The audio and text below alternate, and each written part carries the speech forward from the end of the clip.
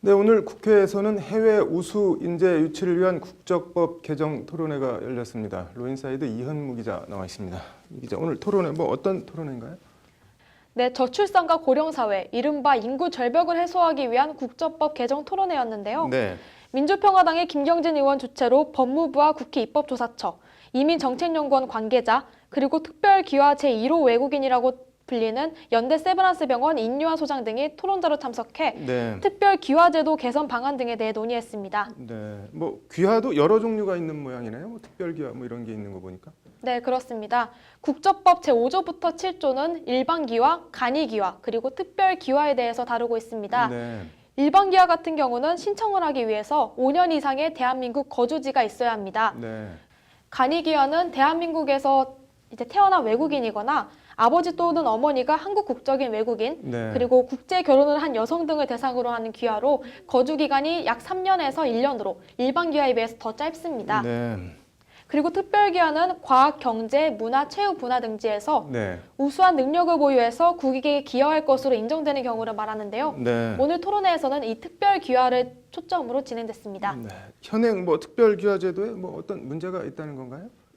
네, 한마디로 요건이 너무 까다로워서 특별기화제도의 취지를 제대로 반영하지 못하고 있다는 겁니다. 네. 그래서 통계를 보면 지난 8년간 특별기화한 외국인은 모두 138명으로 네. 연간 17명에 불과합니다. 네. 그래서 우리나라에 이제 유학을 오는 외국인 학생 수를 생각을 하면 이 17명이 너무 적다. 그래서 특별기화제도가 더 활성화돼야 한다. 이런 네. 내용의 주장입니다. 네. 활성화를 어떻게 하자는 건가요? 네, 기본적으로 학사학위 이상을 갖고 있는 외국인에 대해서는 네. 이제 특별한 하자가 없으면 특별 기화를 신청을 했을 때 받아주자는 쪽으로 개정을 해야 한다는 것입니다. 네. 학사 학위 이상 외국인이면 이거 너무 쉬운 거 아닌가요, 귀화가? 네, 토론회에서도 이민자 유입 정책은 누구를 대상으로 이제 언제, 얼마나 귀화를 받아줄 것인지에 대해서 먼저 논의가 되어야 한다는 이야기가 나왔는데요. 네. 관련해서 미국의 사례를 참조할 필요가 있습니다. 네. 미국에서는 STEM으로 불리는 네. Science, Technology, Engineering, Mathematics, 그러니까 과학이나 기술, 네. 공학, 수학을 전공한 이제 외국인 학생에 대해서는 네. 최대 30개월 체류하면서 일을 할 수 있는 기회가 주어집니다. 네. 이 기간 동안 이제 본인과 회사의 노력과 의지에 따라서 네. 취업 기간을 연장하면서 영주권이나 시민권을 취득할 수도 있습니다. 네. 그래서 EU와 영국, 호주에서도 비슷한 제도를 운영하고 있습니다. 네. 그래서 우리나라도 이런 제도가 도입되어야 한다는 주장이 있었습니다. 네. 다른 제안들은 또 어떤 게 있었나요?